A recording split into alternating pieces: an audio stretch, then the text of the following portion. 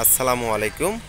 দাইমি construction building design ফ্যাক্টরিতে আপনারা দেখতে পাচ্ছেন ছাদের রাজকীয় কার্নিশের ডিজাইন। এই কার্নিশটি 39 ইঞ্চি লম্বা, 12 ইঞ্চি চওড়া।